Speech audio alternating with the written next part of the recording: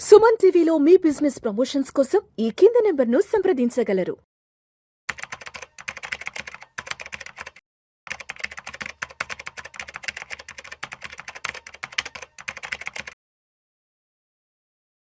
అనిల్ గారు నమస్తే సార్.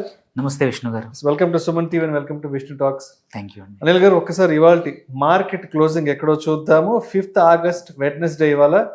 సెన్సెక్స్ విషయానికి వస్తే 152 పాయింట్ల లాభంతో 78,581 వద్ద క్లోజ్ అయింది. నిఫ్టీ విషయానికి వస్తే 9 పాయింట్ల లాభంతో 24,624 వద్ద క్లోజ్ అయింది. బ్యాంక్ నిఫ్టీ విషయానికి వస్తే 167 పాయింట్ల నష్టంతో 57,739 వద్ద క్లోజ్ అయింది. సెన్సెక్స్ పాజిటివ్ గానే క్లోజ్ అయింది, నిఫ్టీ పాజిటివ్ క్లోజ్ అయింది. బట్ బ్యాంక్ నిఫ్టీ కొంత 0.29% కొంత డౌన్ ట్రెండ్ రెడ్ లో కనిపిస్తోంది. ఏంటి ఇవాళ మార్కెట్ లో చెప్పాలంటే స్వల్ప లాభాల్లో ముగిసాయి. పెద్ద వండర్ ఏం జరగలేదు ఇవాళ మార్కెట్ లో. సో ఏంటి ఇవాళ మార్కెట్ లో స్వల్ప లాభాల్లో క్లోజ్ అవడానికి కారణం ఏంటి? ఎస్పెషల్లీ బ్యాంక్ నిఫ్టీ కొంత డౌన్ ట్రెండ్ లో నడుస్తుంది, కారణం ఏంటి?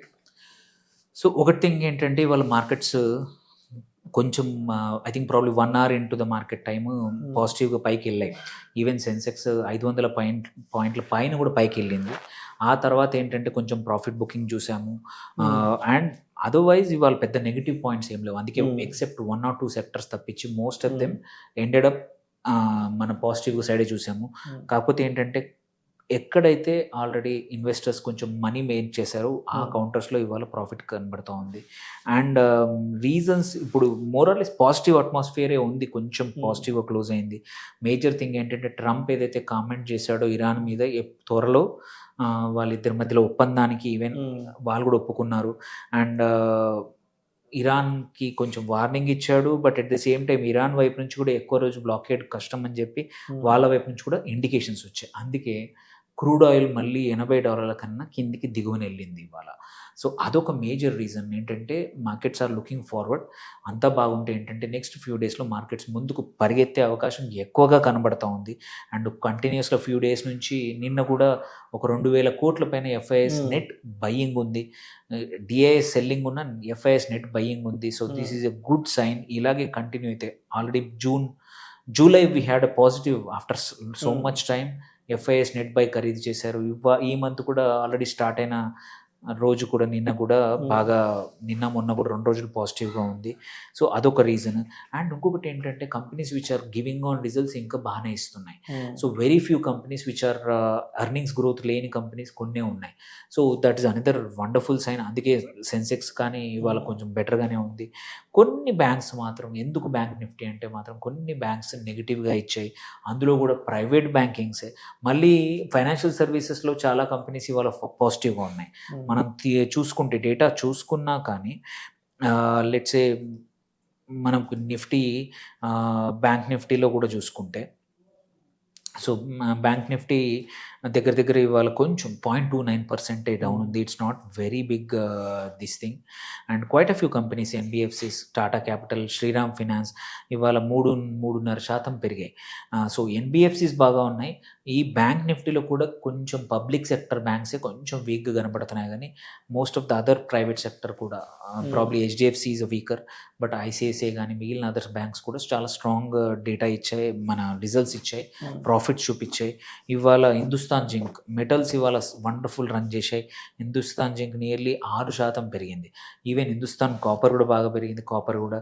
అండ్ సో కొన్ని అదర్ స్టాక్స్, కొన్ని అదర్ సెక్టర్స్ లైక్ పాజిటివ్గా ఇవాళ మంచిగా ఉన్నాయి మాత్రం మెటల్స్తో పాటు ఆటో, నేను చెప్పినట్టు quite a few auto component companies కూడా మంచి రిజల్ట్స్ ఇచ్చాయి. ఆల్రెడీ పెద్ద కంపెనీస్ ఇచ్చినట్టు మారుతి వండర్ఫుల్ రిజల్ట్స్ మండే ఎట్లా ఇచ్చిందో తర్వాత కూడా.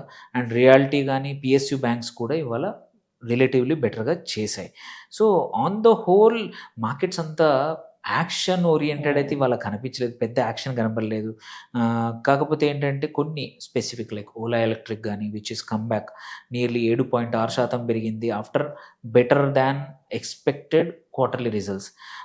అట్లాగే ఇంజనీర్స్ ఇండియా కానీ, దెన్ గోడిజెట్ అనేది insurance company, then RR Kabel, ఇవన్నీ కూడా మంచి 6 or 7% పెరిగాయి, which is a very good sign.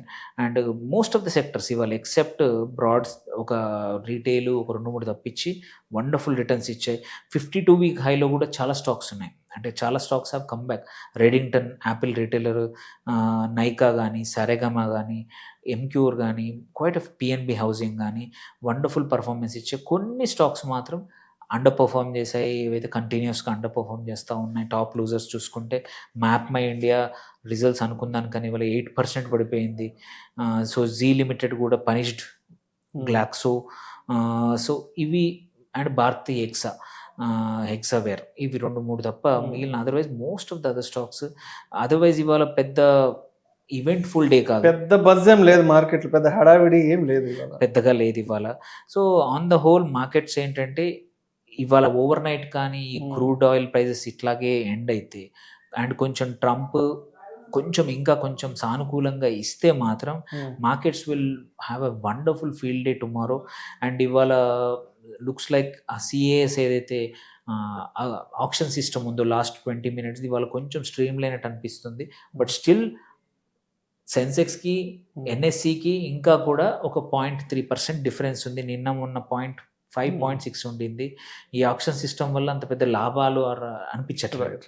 So Anil గారు, అంటే చాలా మంది ఎక్స్పర్ట్స్ చెప్తున్నారు, ఫైనాన్షియల్ ఎక్స్పర్ట్స్, ఆగస్ట్ నుంచి మార్కెట్లకి మంచి రోజులు రాబోతున్నాయి, ఇక్కడ నుంచి మార్కెట్లు అప్రతిహాతంగా ముందుకు వెళ్ళే అవకాశం ఉందని చెప్తున్నారు. ఏంటి ఇక్కడ మార్కెట్లు అంతలా అప్రతిహాతంగా వెళ్ళడానికి ఇక్కడ ఎటువంటి కారణాలు మార్కెట్కి సహాయపడే అవకాశం ఉందంటే?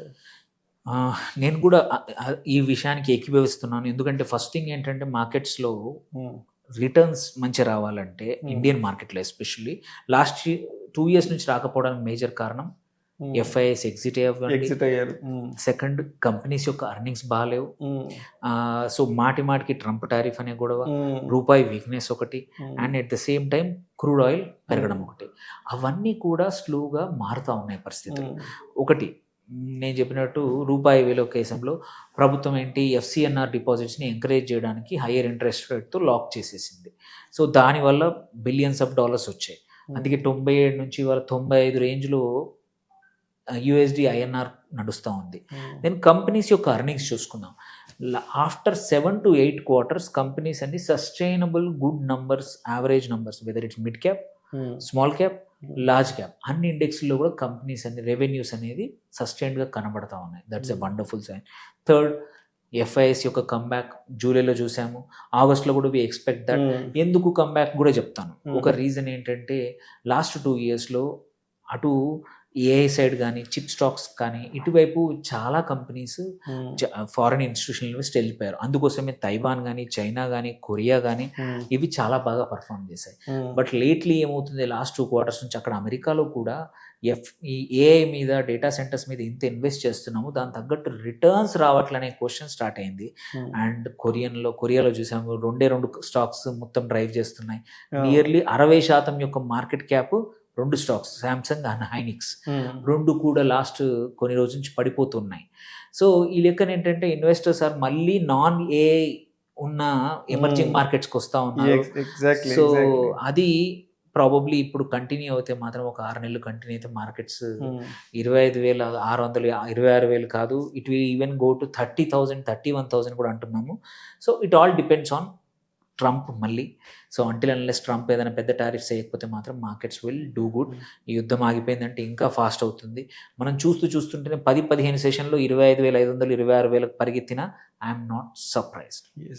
అంటే ఆల్మోస్ట్ ఒక జూలై మాసంలోనే ఎఫ్పిఐలు దాదాపు 20,200 కోట్లు మార్కెట్లకి పుష్ ఇచ్చారు.